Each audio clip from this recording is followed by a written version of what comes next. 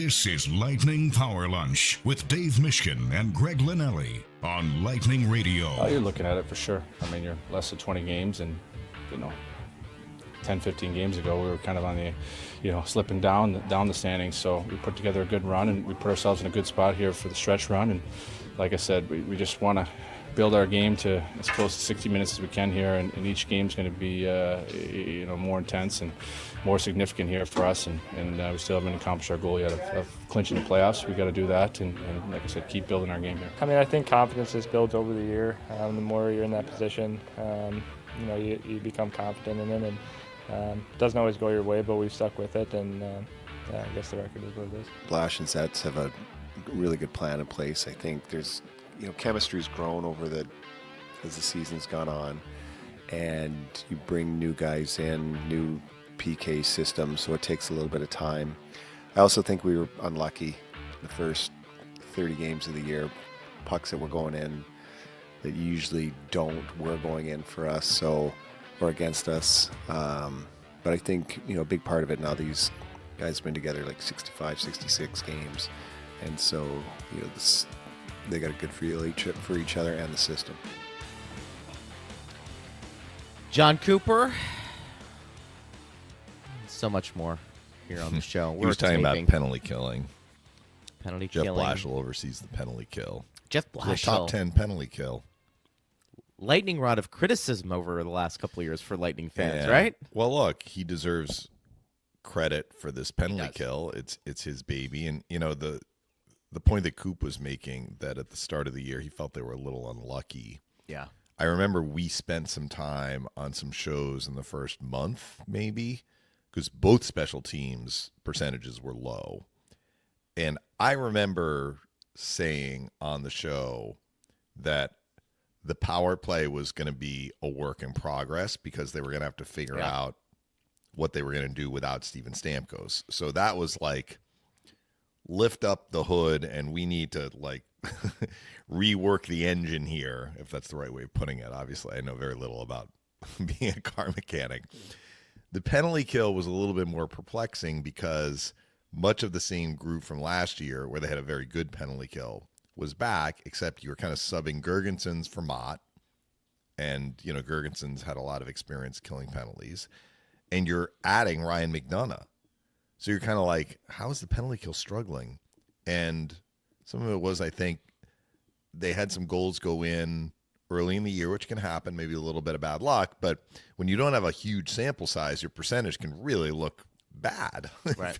If you have the first 7 games and you're not doing very well, that percentage is going to look really ugly. And clearly over time, like both units have figured it out. But I think the penalty kill entered this year closer to what we had last year, where it was, a top 5 penalty kill in the NHL. So I don't think it's surprising. The one difference I will notice, though, Greg, or I have noticed, is that Cirelli and Hagel were a little unlucky on their shorthanded bids last year. They were aggressive, but not only are they scoring more this year, I mean, Hagel for quite some time has been leading the NHL with 7 shorthanded points. I'm not sure if anyone's caught him, but he and Cirelli have scored most of the shorthanded goals the Lightning have scored this year. And I believe they scored 10, which is among, the highest in the NHL. They are getting even more chances this year. So not only are they scoring this year when they were a little bit snake-bitten last year scoring shorthanded, when they are out there, it's just about every kill. They are getting a look up the ice. And that is extremely annoying for the power play unit. And we're even seeing less, but some from Glendening and Gergensons. Glendening hit the post the other night against the Flyers, shorthanded. So the Lightning's penalty kill unit has been very good at keeping the other team off the board, but they've also been effective at generating shorthanded chances more than I think they did last year. I think it's very interesting, before the season began, if I would have told you that the power play and PK with 20 games remaining in the season would be in the top 5, what would be more surprising? Mm-hmm. And I think to your point, I got the sense that most people maybe thought the power play was going to be a work in progress, and that's hard to imagine, knowing that they have so many great players on that first and second unit, but maybe it speaks to how dominant Steven Stamkos was with that one-timer. But the funny thing is, I think they've done more tinkering on the power play, but the results have basically been there. Yeah. You know, I mean, they've done this revamp where, you know, everybody who shoots from the same stick is on one unit. I mean, they've had Hedman on the first got unit. away from that. Yeah, they did. But... And I feel like, was it because they weren't completely satisfied with what they were seeing? Was it just trying to have different looks? Because the end result is a top 5 power play, which stats don't lie. Now, I know we've had some conversations about when do you score those power play goals, but I've always maintained, I think if you have a core group on that first power play that's going to consist of Kucherov, where I'd like him to be, Point in that slot, Gensel along the goalie line, and Hedman bombing away, I think you have a chance to be really good. And that's been tinkered a bit this year, maybe more so than I thought. I don't know if I anticipated that as much. I think great players have a tendency to figure things out. But I think based off of all the movement and the conversations, to me, it feels like the power play would be a little bit bigger of a surprise considering all the adjustments they've done this year. But I'm not sure it had to be that way. I think the results were going to be there, but maybe the coaches were looking at it a little bit differently. But to be top 5 in special teams in both categories, I mean, are we not giving enough credit to how good this Lightning team has been this year, Dave? And I want you to maybe call on your memory. We've seen some really good Lightning teams. Is there one that's been consistently good across all the metrics that we follow as much as this team?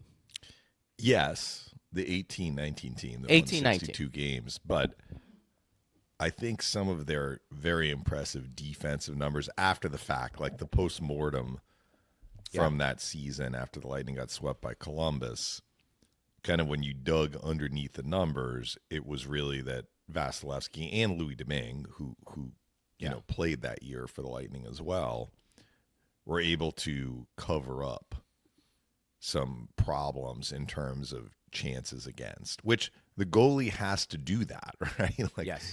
The goalie's job is to stop the puck, and the goalie is not going to go through a whole game or a whole season without facing scoring chances. Correct. But I think the Lightning understood that they needed to change some of their mentality of like how to approach a game. But I just think if you look at their numbers from 18-19, I mean, they were first in the league in so many different categories. And you don't win 62 games without being a pretty good defensive team in terms of the numbers. But how are they defending? They were relying on their goalie maybe to do too much, and Vasilevsky wasn't able to bail them out against Columbus. You know, they lost 4 straight. We're going back to a story that Lightning fans know very, very well. And, of course, the next year they made some roster adjustments, and they also made some adjustments in terms of how they wanted to play. And you know, they ended up winning 2 cups in a row and getting to the Stanley Cup final 3 years in a row. But this year has been impressive. I think that if I'm remembering kind of how I was looking at it at the start of the year, very start of the year, when we were entering the season, like, all right, where are the Lightning now? No Stamkos, but we know McDonough is back. We know Vasi's healthy. We know Jake Gensel's a really good 5-on-5 player. Let's not forget, with Pittsburgh and Carolina last year, he was plus 25. Yeah. Okay, Carolina was a top team, and, you know, he was with them down the stretch after the deadline, but Pittsburgh missed the playoffs. And, you know, plus 25 is hard to do when you spent 3/4 of the season with a team that has not done very well. Sure. So I think you probably knew Gensel better than a lot of Lightning fans, and even me. I mean, I'd seen the guy play, but he had always been in another team's jersey, so you're not focused on him quite as much. And it's funny when the Lightning saw the Penguins for the first time this year, and I saw, excuse me, Phil Bourque, he was talking about Gensel. He's like, he's really remarkable, isn't he? He doesn't do anything particularly well. He just does everything well. Like, he's not exceptional at any one thing, but he just does everything well. So you don't really notice that he's exceptional in this one area. He was like laughing about it, right? And I think that that's a fair assessment. So when you're not hyper focused on him, he's just in the right place, right? And he does all the right things, and he does them consistently, which makes him a very valuable player, a very good player, a point producer, a good two-way player, and all of that is evidenced in his stats with the Lightning this year. But I think when we look back to like what you and I were thinking in October, it's kind of like, all right, if the power play takes a hit, what do the Lightning need to do better than they did last year? Right. And even if the power play doesn't take a hit, what do the Lightning need to do better than they did last year? And those two things were keep the puck out of their net more and be a better 5-on-5 team. And really, the two were related because they scored enough 5-on-5 last year. It was just that they were underwater in terms of their ratio because they gave up so many 5-on-5 goals. So, look, I remember saying this, Greg. If the Lightning get better 5-on-5 defensively, they may not need the power play to be number one in the NHL. And it's not number one in the NHL. The fact that it's top 5 tells you, though, that, like, that's the mark of a really good team. The Lightning's metrics are among the best in the NHL. In the NHL. I think that's a story, when you look at though. goals for, goals against, ratio, I 5-on-5, all of that. I don't know if many people thought they were going to be consistently, and not just good. I mean, the metrics would suggest one of the top teams in the league. So how do you categorize that? Elites? One of the best? Based off of who they lost? Yeah. Maybe the lack of depth. You know, there was some questions starting to seep in about goaltending.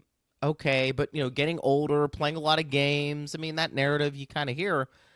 To have this kind of reset across the board, I don't think enough people are giving the Lightning credit for how good they've been, and I'll even say it, how very good to great they've been through an 82-game season up to this point. It's been consistently good. And I don't know if anybody thought they were going to be that across the whole board. I mean, is there a weakness right now on this team, at least metrically? In the big categories. Yeah, metrically, I mean, that's just going to Face-offs? give you the full picture. You know, teams go in slumps, teams have injuries, teams get hot at a certain time of the year. But here are the big numbers, the main numbers, the numbers that at the end of the year will give you an idea of how a team did. And, of course, we're not through the year yet, but offense, this is goals for per game. The Lightning are number 2. Defense, goals against per game. The Lightning are 7th, but they are 1/100th of a point behind the teams, 2 of them that are tied for 5th.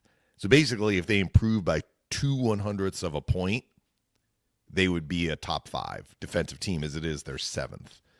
5-on-5 ratio, 4th. Power play, 5th. Penalty kill, 5th. I mean, that's really impressive. Those are your main numbers. Offense, defense, 5-on-5 ratio, power play, penalty kill.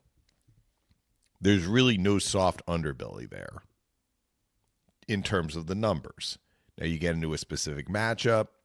We've talked about scoring depth, right? Have the Lightning addressed that now with the acquisition of Gord and the acquisition of Bjorkstrand? You know, we'll see what that does for them as they, you know, gear up here for the stretch run and into the playoffs. But it's hard to argue with kind of the season the Lightning have put together to this point. And even had the power play not been 5th, I think the fact that that defensive number is where it is would tell you that they improved in a very important area regardless, but they improved in an area that was going to help them overcome a hit to the power play. As it is, the power play is taking a little bit of a hit, but not a significant hit. And the now, goaltending. people like Anthony, you know, have been very vocal with us, communicating with the show. It's like, okay, the number may be a top 5 number, but the most important power plays, where they're tied in the third period or down by one and they're not scoring, like to him, that's annoying. Let's put it that way. Or at most, maybe a troubling sign. I put a little less stock into that because, even a top 5 power play is going to fail basically 3 out of every 4 times. So, you pick out an isolated power play, a tie game in the third period, the likelihood is you're not going to score. So, well, and you're probably not going to be getting a lot of power plays in the playoffs. As I've said, and I'm sorry, Greg, I know you were just about to talk, but like I still maintain if you're going to give me my pick, which is going to not be awful, I mean, you'd like them both to be great and maybe both to be okay. But if you had to say like one of these two is going to be flat out bad in the playoffs, I will take the power play every time. I do not believe you can survive a playoff series and certainly not a run to the final and winning the Stanley Cup with a penalty kill that is leaking oil. Cannot be done. Too difficult to overcome. You can overcome a dried up power play because you can find other ways to score. Harder to overcome a penalty kill that's for sure putting you down, like you're losing that battle, right? A goal or two every game. Well, and I also think too, to the PK's improvement this year and defensive play overall, it does coincide with the goaltending getting back to where I think we thought the standard would be. I mean, Andrei Vasilevsky, is it fair to say he's been more routine? He's had more routine games where he hasn't had to have the 6 or 7 scorpion-like saves where he's sticking out a pad. I mean, we've seen it. It just feels like it's been more controlled. I mean, make no mistake, he's had some games. I think his timely saves have been a big component this year. Yeah. We've talked whether it was Boston, their last game, maybe in that first period where they had some generated some chances. We saw with Philadelphia their power play, the first one where Vasi had to make 5 saves and he was on top of his game. And there have been countless others. But it feels like they haven't had to have Vasi be non-human-like in net. Yeah. And and to his credit, very few games where he's been leaking or there's been some soft goals. Again, you're going to have them. It just feels like it's been consistently solid throughout. And then you factor in paying attention to the details a bit more, playing with the puck a bit more. I'd be curious to see if there's a stat, and I'm sure there is. I just don't know how reliable they are. Possession time. Can they... What is the Lightning's possession time been like this year, maybe compared to others? Are they playing with the puck more? That's a hard stat probably to monitor, but particularly maybe in the O-zone, how often are you keeping that puck in? It has that moved the needle a little bit this year in helping them become a better defensive team because, as you've said before and I've said before, the Lightning, I think, are the best when they are just hemming other teams in and they're able to dictate play. All these stats out there, I'm not sure there's one that can... Well, there are websites that do track it. I've seen that FanDuel sometimes has that, like, possession stat. I'm not quite sure where FanDuel is getting it because, to the best of my knowledge, the NHL does not produce those numbers for regular use. I mean, maybe there's some stuff that's available to the teams, like the team analytic departments through... the chip in the puck and all of that. But I'm pretty certain that the teams, well, I know for sure the teams keep their own stats. It's possible that teams kind of track that on their own. But I will just say this, and then we can put a kind of a bow on this talk about the special teams and kind of where the Lightning are, in terms of their overall numbers to this point this year. That being able to defend is not only about like possessing the puck a ton. It helps. I mean, that's the easiest way to defend because by easy, I mean like you're not putting stress on what you're doing defensively because the other team doesn't have the puck. But to be a good defensive team, you have to be able to do this when the other team does have the puck. I know regular listeners to the show have heard me go on about this. Like, what's your D-zone coverage looking like? I mean, you're not going to have a whole game when you possess the puck. The Lightning came close in the second period against Boston, as evidenced by those staggering numbers. But even still, that was only one period of the 3. Right. And even in that period, the Bruins had a little bit of possession. So I think it's a mix. You have to be able to kind of reach a point where you're fairly buttoned up in a variety of areas. Puck management, rush coverage, D-zone coverage, and then when there are breakdowns, yes, your goaltending needs to be at a level where it's denying some scoring chances. So I do want to mention Diandra Loux is going to be joining us in about 10 minutes. So we are pre-taping today because the Lightning are heading to Dallas this afternoon to begin the 3-game road trip. They got an overtime win last night against the Ducks. I was looking at the standings today, and I have to be honest, I haven't really looked at the standings as closely as maybe Mike McDonough was like, yeah, we're actually looking at the standings. I have not as much. Sure. But what struck me, because the NHL's morning skate had a snapshot of the Western Conference standings, and I have been saying when I was looking at the standings as it related to, like, how many teams are in the mix in the East. Like, I felt like there were more teams in the East that were in the mix to get in the wild card, let's say a month ago, than in the West. Well, what's happened in the East is we've seen some teams drop off. If not in the math, in terms of kind of their oomph. And, last 10 games here, Buffalo was at the bottom. Last 10, Buffalo 3-6-1. Flyers 2-7-1. The Penguins are actually 5-4-1, but they're 7 points out of a playoff spot. Yeah. Bruins are 3-6-1 in their last 10. Red Wings are 2-8 in their last 10. Columbus 4-6 in their last 10. These teams are heading in the wrong direction, which has opened the door for Montreal. Yep. Montreal 7-1-2 in the last 10, and this is shocking to me because the Canadians look like they were completely adrift and falling out of the race when the Lightning saw them before the Four Nations. They were on a bad stretch.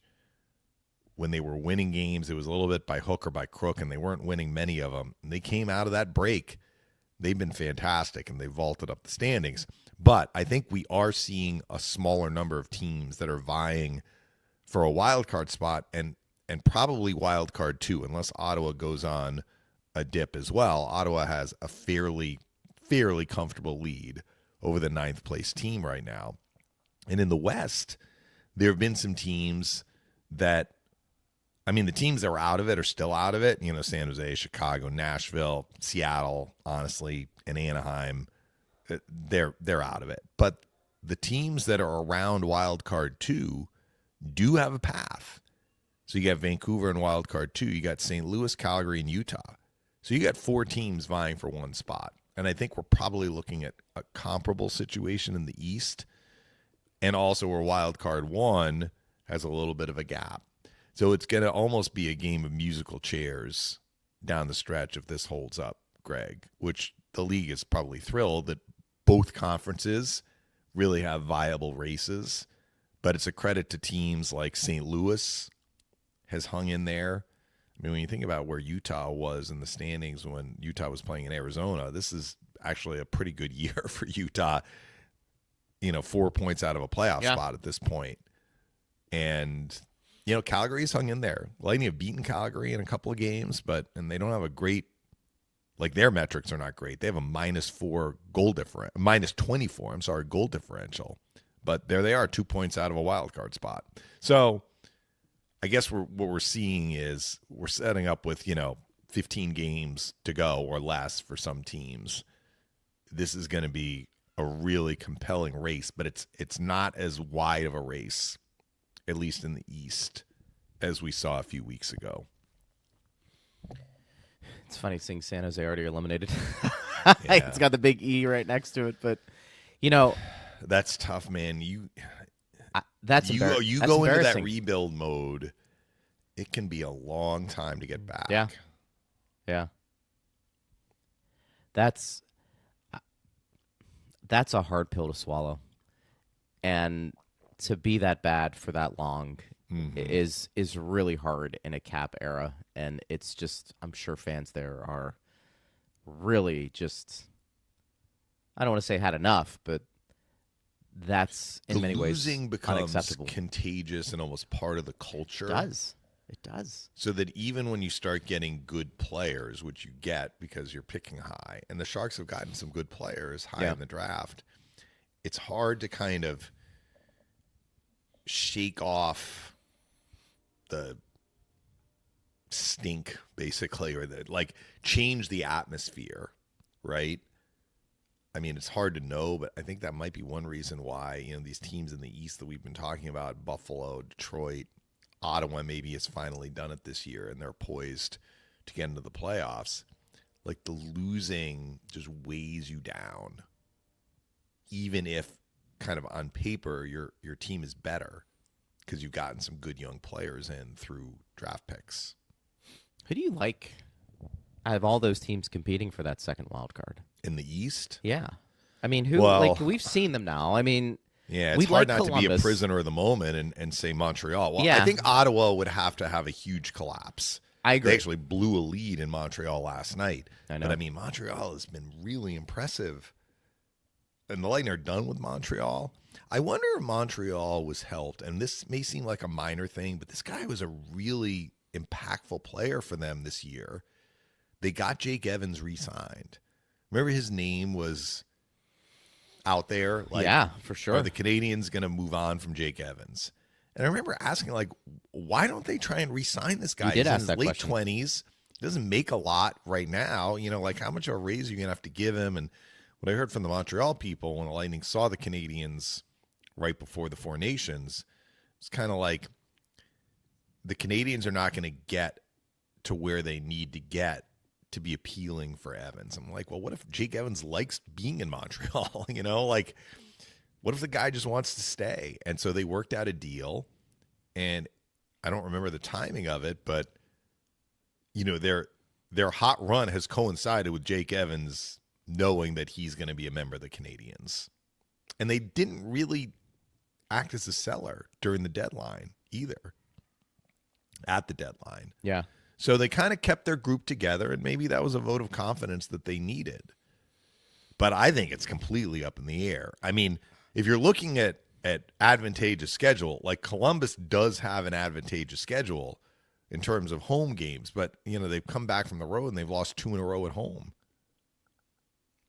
Who knows? I think a lot of people are rooting for them. Yeah. And we were talking to Aaron Portzline about that as well. Like, this year has been, in many ways, magical, and we know they can score.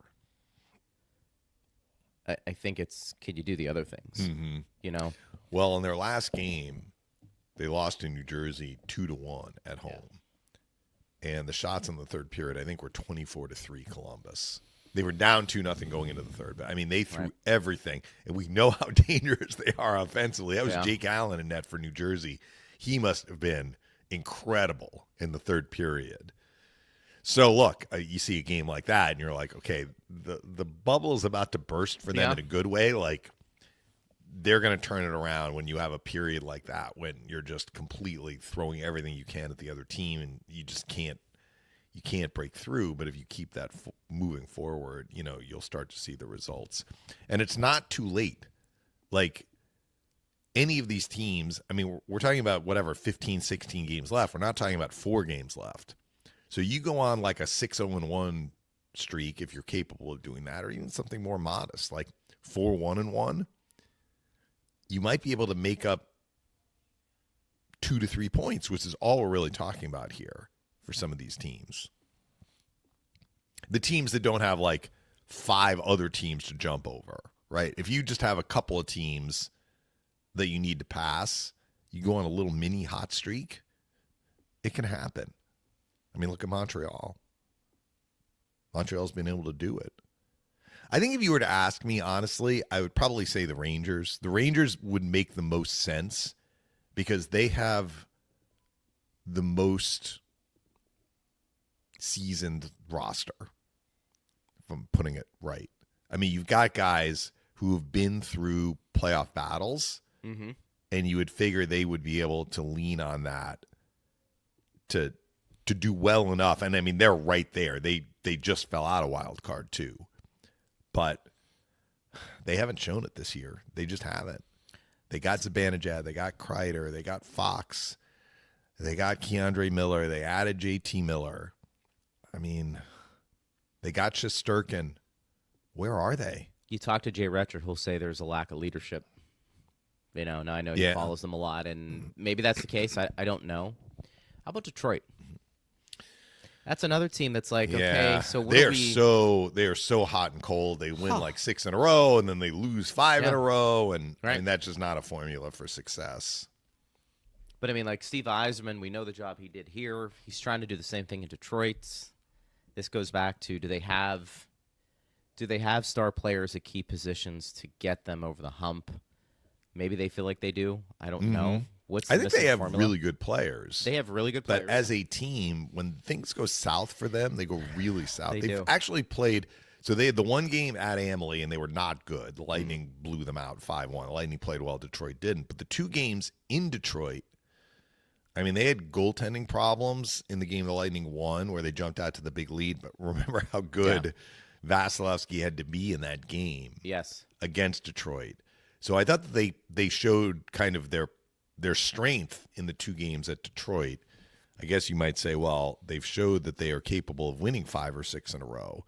But unlike Ottawa, which has a really favorable schedule down the stretch, Detroit is the opposite. Detroit has a lot of road games down the stretch, and if you're having to make up ground, that can be tough. Yeah, that can be. You earn it if you get in. Yeah, I mean, they would be a team if they got in. You'd be like, okay, I think maybe they're peaking at the right time. So I think that would be kind of interesting. You sent me an article as we wait for Diandra here. NHL on the right track with goalie interference video reviews. The headline jumped out at me. I'm like, what? It's like, what? Then I read it, and so the GMs are having their meetings right now in South Florida, and nothing gets done. Give the NHL high marks the way they do these little exercises. So they showed the GMs, and I guess 31 of the 32 GMs were there because Kelly McCrimmon had travel problems. So of the 31 GMs there, they showed them a bunch of clips of calls that were challenged, I guess, goalie interference plays, and they were asked to vote. And I mean, I didn't commit this to memory, but essentially the GMs voted in lockstep with how the Situation Room ruled it. Yeah. In all but 1 or 2 instances.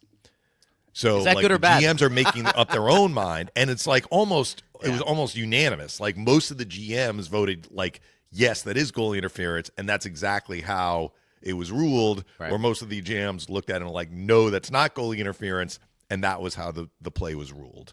So like that's coming out of that exercise, the GMs were like, okay, well, I think that kind of the proof is in the pudding here, right? Like it's not one GM who agrees. It's like almost all the GMs are in agreement based on their own opinion. Before they got the answer out of the envelope, they're putting in a vote. The vote was overwhelmingly unanimous among their colleagues, and it was in lockstep with what the league ruled on that particular play. I feel that we have not really talked a lot about, oh my gosh, that goal interference call made no sense this year. I know we've had those discussions. We've had it before, though, right? We don't know what this is going to be. Was he pushed in? And I know we have Diandra's here, so we'll bring her in. But I think multiple times we have looked at those replays and said, honestly, Phil, I don't know what I don't know what they're gonna call, because sometimes you're pushed in, sometimes there's a little bit of contact. I don't know. It's one of those things. Maybe we just haven't had a lot of those 50-50s this year. Maybe. Which is just kind of luck of the draw this year. The luck of the draw. Mm-hmm. Well, we're always lucky to have Diandra join us. She is with us. Kind of getting up early and joining us, Diandra. I know. We're taping. That was Thank a you. quick turnaround, but luckily I was ready to go. I reached out this morning. I'm like, hey, sorry for the late notice, but Greg and I have been talking at each other for like 4 straight days, so we need another voice on here. Yeah, no, I appreciate it. You guys brought me in right after the goalie interference conversation, which totally took me back to the playoffs last year. I was gonna say, like, we haven't really heard about it too much, but I guess we'll see when we get to the playoffs because that's where we heard about it most, unfortunately. Yeah, it hasn't been a thing this year, which for the Lightning's sake has been good. And maybe we can start there. I wanted to ask you, Deandra. Mish and I were talking about this at the beginning of the show. When you look at the Lightning across the board this year, I mean, they've been, by all accounts, a great team. Metrically. I mean, at every main statistical category. And I'm wondering, are we not giving them enough credit for being this good? And are you a little surprised across the board they've been this good, considering maybe some of the flaws people anticipated they were going to have coming into the year? Yeah, I've actually been thinking about this a lot the past like 24 hours of just, first of all, we have it very good in Tampa and we're so used to a specific standard that we will sit there and pick and pick and pick and pick.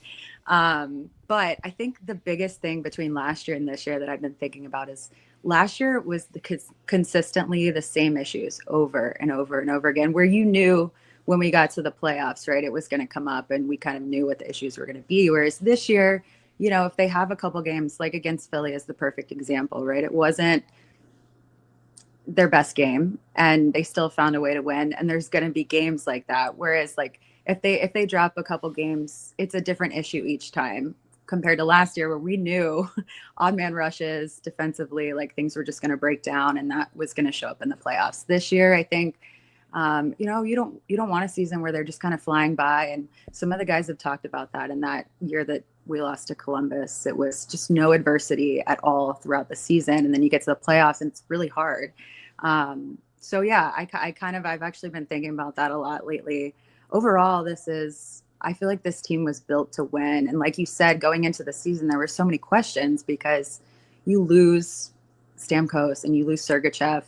And you're like, what is this going to look like? Like, what's the vision? But now you can kind of see. And, with that comes guys like Hagel and Cirelli that have really stepped up. And Koopa is kind of talking about how Yanni Gourde is the same player on the ice, but he's a more vocal leader because he went to Seattle and he had to lead there and now he's back. So, like you said, I think we've had it really good. And we sit there when you watch the team every day, you sit there and you analyze everything that they do. But overall, I think this team is stronger than they were last year. Diandra, one thing Greg and I have been kicking around, and I've heard it from people other than us as well, is the possibility of the Lightning getting into first place in the division and potentially avoiding a matchup with either Toronto or Florida. Ottawa still has a vote here, and the Senators might be able to get into the top three. Do you think that that's important in this particular year for the Lightning to not see one of the two teams that knocked them out the last 2 years in the first round? I mean, I think, when it comes down to it and you're going to ask them, they're going to say it doesn't matter because everyone's going to play each other eventually, right? But I think it would be nice to go into the playoffs and have a different team that you can match up against. And I think playing Ottawa in the first round would be a really refreshing switch, right? Because we're used to seeing the same three teams, Toronto, Florida, and Tampa. So I don't know. I think going into it, right, this is a new team, totally different team than we've had in the past. And ultimately, I don't think it's going to matter too much. I know Coop was kind of talking about when you're in like a large TV market, it gives you a better schedule in the first round of the playoffs, obviously, which is really nice because you'll get a longer break in between games. But I don't think it's ultimately going to matter, right? These guys are going to go the same way. But would it be nice to not have to play Toronto or play the Panthers? We know what the Panthers are like in the playoffs. Would it be nice to not have to play them in the first round? Absolutely. But Ottawa's a good team too. And like you said, they still have a say. I think Toronto, we've kind of seen them be a little stagnant here in the last, probably since the trade deadline. But if you ask the guys, they're going to say, oh, well, we're going to play the same team. Everyone's going to see each other at least once anyway. So I don't know if it's necessarily too much of a benefit, but what do you think? Like a clean slate to start round one of the playoffs would be nice for them. I don't know. Well, one thing that we've talked about, the other component of this is not only would the Lightning not see Florida or Toronto, those teams would play each other. Yeah, one of them's got to go. Right. Assuming it's those three teams, you know, comprising the top three. I've gone back and forth in this. Greg's been more consistent about, I'd like to see them finish first this year. Yeah. What I say is, like, any series you're going to be in is going to be tough, but there is no disputing the fact that assuming those three teams are the top three teams, the two teams with the most playoff experience and the highest pedigree would be Toronto and Florida as compared to a wild card team. Yeah. I mean, the Rangers would probably be the closest, but are the Rangers going to get into wild card one at this point? Like, if it's Ottawa, the Senators don't have the same level of swagger in terms of playoff experience. Yeah, I mean, you got to think about, too, this is like a grown man sport, right? Once you get in the playoffs, and the Panthers have a ton of confidence. Obviously, they've had another solid year dealing with some injuries, but like, they're still such a great team. So if you put it, when you think about it that way, you'd rather play Ottawa or a team that's doesn't necessarily know what to expect going in. Toronto, as far as confidence go, I don't know what their confidence looks like this year, obviously, given their first round exits. But I mean, that's a really good point. I don't know if the Rangers are going to make it in this year. They just seem so lost. Like, I don't know the direction that the vision that if there is a vision, so I'm not sure. And I don't know what their confidence level is after this season, but you're right. A team like Ottawa compared to playing Florida, I think would make a difference. And I don't know. I think a Florida-Toronto matchup, I'm assuming the Panthers, I don't know. We'll see who comes out of something like that. But I'm with you. I go back and forth on this all the time. Home ice, starting on home ice would be nice too, though. Yeah. And I think, look, for this Lightning team, I'm not sure it matters completely, but I do think when the margins are smaller, I think any edge you can get would help. And I just feel like that's 2-3 matchup in the Atlantic would be a bear in the first round. It typically is, but I just feel like this year maybe even more so, because I do think there is more of a drop with the wild card teams. Yeah. And I do think, look, we were just talking about the last wild card in the East and the flaws there. I mean, I do think there are some major issues. And while the Lightning aren't necessarily playing for first overall, you get that second seed, I feel better than having to take on the Panthers or Toronto. But, we'll address that as they come, as they say. I'm curious, Diandra, though, one of the reasons I think a lot of people like the Lightning and the way they're playing is maybe they've addressed some weaknesses, particularly at the trade deadline. Gord and Bjorkstrand. I'm curious how you feel those two have looked, and I feel like there's a few more levels they can get to, particularly Bjorkstrand from a scoring perspective. It feels like they're still trying to maybe find where he fits the best, and maybe we won't know until the playoffs. But how do you think those two have looked, and what do you really anticipate from both of those when they are playing at a high level? Yeah, well, I was interested when Yanni Gord came back of where his game was going to be, especially because he had been dealing with an injury, just had surgery. So we didn't really get to see too much of what he was like this season. And he is, to me, like, he's the same as he was. He's the old Yanni Gord, just a couple years older. So I think he has pretty much picked up where he left off. I actually asked him about it the other day, because just off the ice perspective, he's kind of just acting like he never left. He seems so comfortable, but he did say, it has been a transition, right? Getting back to this, the system's just a little bit different from when he was here. But I mean, like, you watch him play, you watch him the other night against Philly, and he was right there in the mix. So I think for him, he's good to go. And then, like I mentioned, Coop was talking, which I thought it was so interesting for him to say this. I always like to hear different perspectives from the players, and then compared to how Coop sees things. But he had talked about, Yanni, when he was here the first time, they didn't really need vocal leaders at the time. They kind of had everything established. He went over to Seattle, and, he had to step up and kind of be that guy. And now he's back for a second time. And he talked about how he's more vocal on the bench. And they really need that this year. They have a more quiet team. So he's really, it's welcomed. He's adding that. So I thought that was interesting. And as far as Bjorkstrand goes, I think, like, for him, it's probably taking him a little bit longer. It might take him a little bit longer to transition and kind of get comfortable and figure out where he fits in the lineup. And I know they're keeping things kind of simple for him to start, but he's only been on two teams, like Columbus and Seattle, I think, right? Or the two teams. Yeah, he's not one of those guys that kind of hops around. So when we talked to him and he had just gotten traded, he was still processing everything. Whereas Yanni just kind of walked in and did his thing. So, it might take him some time to transition, but we know that he can score and they need that. And I feel like hopefully by the time the playoffs roll around, it'll lights on and he'll be ready to go. We're chatting with Diandra Loux, who covers the Lightning for the Hockey News. Do you have any stories kind of on the hopper that are about to be read by your main followers? I actually do. I'm working on like what I talked about with Yanni Gourde, just like where he's at, what it's been like for him, and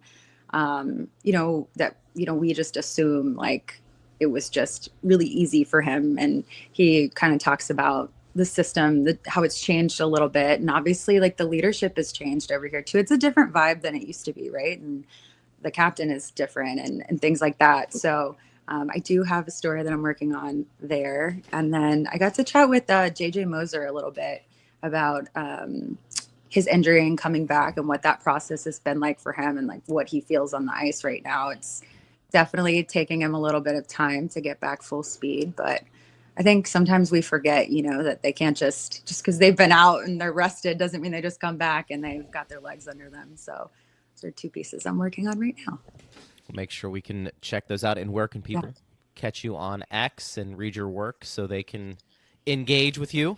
Greg, I love that you properly call it X because I still call it Twitter. I don't know. Every once in a while I get it right. I can't do it. Yep. So you can find me on there. I feel like that's where all my work is. It's Diandra_Loux. That's the best place to find me. Perfect. Well, we thank you for waking up early on moment's notice to join us, and we'll do it again soon. I'm sure once we get to the playoffs, there's going to be a lot of good hockey talk, and we'll have you part of it. And we appreciate all the work. Thank you. Thank you. Thanks, guys. Diandra. You got it. All right, Diandra Loux joining us right there, and always a pleasure. We can bring in the local perspective partner, and in addition to me and you blowing hot air, as they say. I'm curious to read her article on Moser because it was a lower body injury. I mean, it was leg, kind of hard to know, like leg, groin, core. Yeah. I mean, it wasn't entirely clear when he got hurt exactly what happened, and the Lightning kind of kept it hush-hush, which they usually do. But those sorts of injuries, can affect your skating because you're off the ice during your rehab as opposed to a broken wrist, where you can skate, you just can't play, right? Yeah. And it'll be interesting to hear from JJ, like where he feels his game is at, and can he get it to where he wants it to be in time for the playoffs. But he's been good in his return, but, you're hearing the player kind of self-critique based on what it sounded like the article is about, basically. I've compared him to, and I don't know if it's the demeanor. I don't know if it's just because he's steady.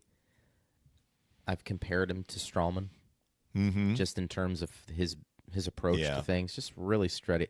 The funny thing is, just before Stralman got injured, right? It was a leg injury, right? He broke his leg. In the 2016 playoffs. He was like playing, right at the end of that regular season. I remember, I don't know if I was talking to a writer at the time, wasn't sure who it was, but I remember they were talking to Stammer, and I think he just made the comment like, those leg injuries, you just never know. He would know. But, like, Stralman was playing at such a high level before that injury. So, and when you come back, you just don't know how you're going to come back. Yeah. But I do compare a bit just to how steady Moser has been. And then I think you and I have talked about this. And maybe this really is just as simple as, yes, the Lightning have been better defensively. And maybe they've paid attention to defense a little bit more. But why have they done it? Yeah, we didn't even mention the Moser component. When we Moser and talked McDonough. about why are they better defensively. M&M. Yeah. Moser and McDonough. And it's just as simple as that. I mean, you have 2 top 4 defensemen. Let's not minimize this. And that's where I kind of think the Lightning's management needs to get another pat on the back because, for a team that is dealing with cap gymnastics or hurdles, and I think that's fair to say, to bring in 2 top 4 defensemen on a team who is up against the cap every year is a pretty incredible feat.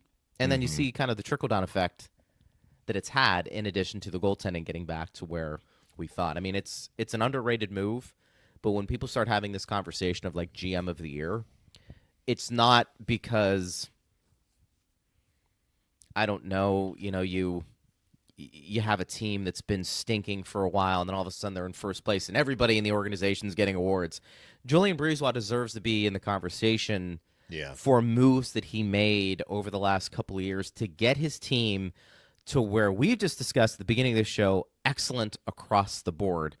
McDonough, Moser are a big component of that. And those are real hockey moves. Yeah. That if you know hockey, you're looking at it and saying, yeah, I mean, those 2 just kind of fit with what the Lightning want to do. And Julien Brisebois nailed it. To his credit, unlike impressed. the coach of the year, the executive of the year, the GM of the year, that's announced. I think it's voted on, but it's announced heading into the Stanley Cup final. I think Why do they do that? on it in the conference final. So usually, Why do they do that? The 3 finalists are like the 4 teams in the conference final. 3 of those GMs are the finalists. Don't you think they should just at the end of the year just start handing out awards? Just at the end of the year, I mean, look, you've made that argument. It's hard to do it the GM, right? To the counter GM, that, right? Your team who wins the Stanley Cup, your GM probably did some things to make your team better. Everything you do in the regular season is to try and set yourself up as a team, as a franchise, to win the Stanley Cup. I mean, not every team will say our goal is to win the Stanley Cup because they're taking it in micro steps. Like first, get off to a good start, then make the playoffs, then win a round. Like, I mean, it's hard to just say our goal is to win the Stanley Cup and like that's what you're looking at all year, but that ultimately is the goal. Sure. And everything that happens in the regular season is kind of in the service of that goal. Yeah. You can't win the Stanley Cup unless you make the playoffs. So the regular season is basically like get into the playoffs and get your game in gear for the playoffs. So if the playoffs are the most important time of the year, which they are, I'm stating the obvious, why would we not base our awards on how a team and how players do in the playoffs? I mean, we do have an MVP in the playoffs, but you know what I mean. I'm with you 100%. Let's petition this. Maybe more annoying than a stick on the ice that the officials don't pick up. Yeah, there have been some sticks on the ice that have been there for a while in recent games. I always think of you when I see that. I know you do. And I always appreciate the shout out on there. That is Greg's pet peeve. Yeah, yes. We'll definitely get into that. Anthony says, guys, I was talking about 5-on-5 regroup with possession when D is behind the net. 2 forwards skate by, then we go D to D and stretch pass. I've seen it a lot. I don't think we utilize speed of point and cooch like that, and you hope for a long pass to connect. Well, I know what he's talking about with the regroup behind the net. I'm not sure I know that it's always the same way once they come out from behind the net. I mean, Point, when he gets the puck, does accelerate.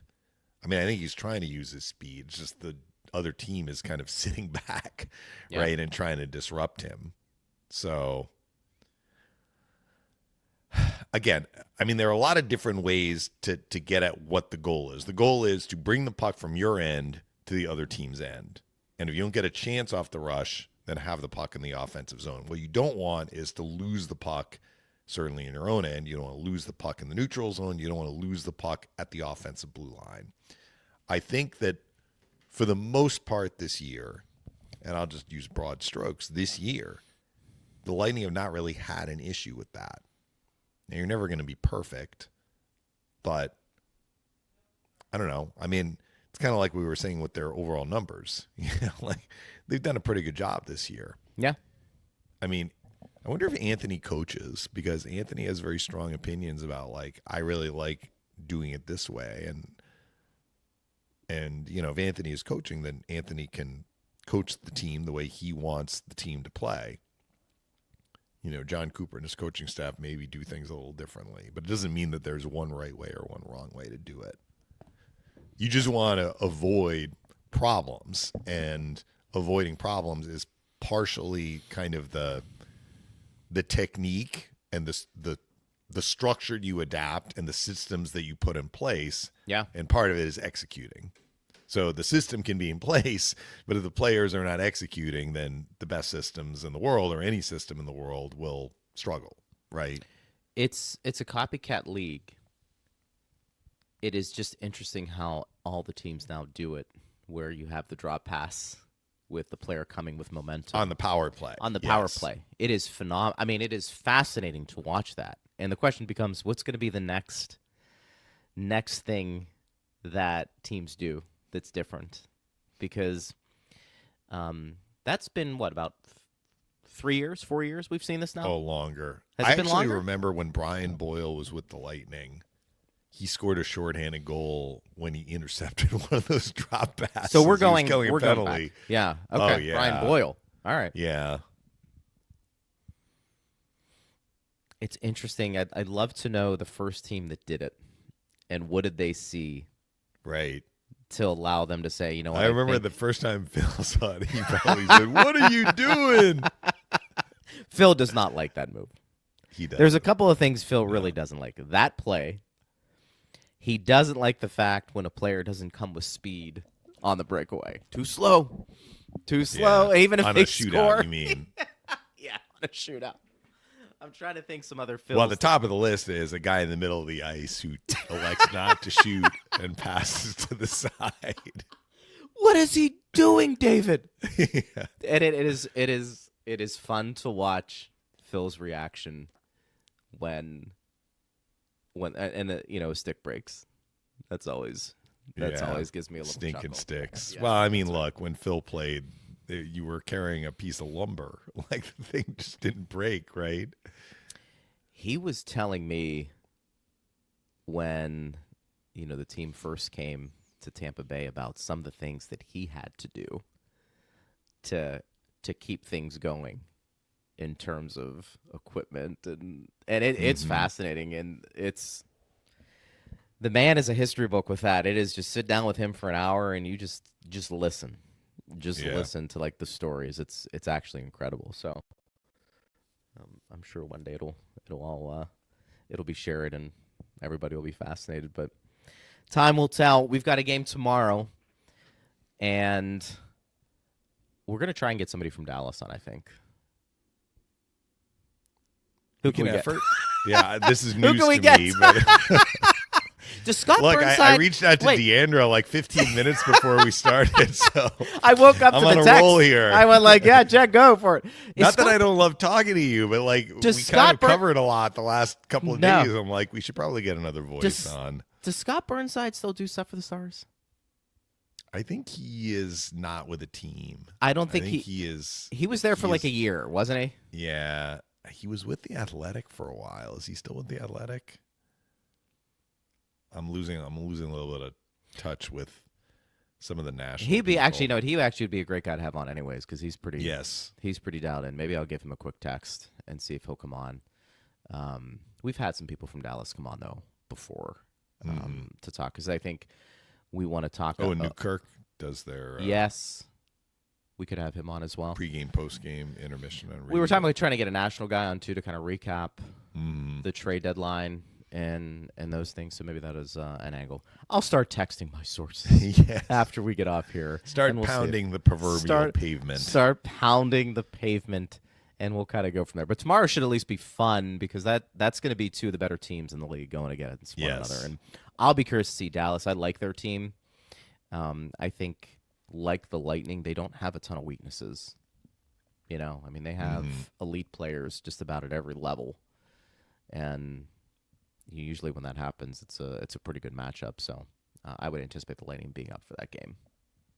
No lulls. So we'll have that coverage. We'll take everybody's questions at Bolts Radio, and we'll have some good hockey talk regardless of who comes on. But we'll break it all down with everybody. Well, partner, you're leaving, right? A little Yes. earlier here, so you're going to depart. Heading west, Heading young west. man. Time change, right? We're You're gonna getting be an hour more behind. and more west. Yeah, we're adding an hour in each stop. Did you know Utah is in the Mountain Time Zone? I learned that I did the other I day. feel I'm like I like, did what know are that. what are we Yeah. in Utah? Is it 3 Yeah. hours? Is it 2 hours? It's an Yeah. afternoon game too, so it wasn't even clear from the start time. And then I saw, so we're adding an hour to Dallas, adding another hour to Utah, adding a final hour to Vegas.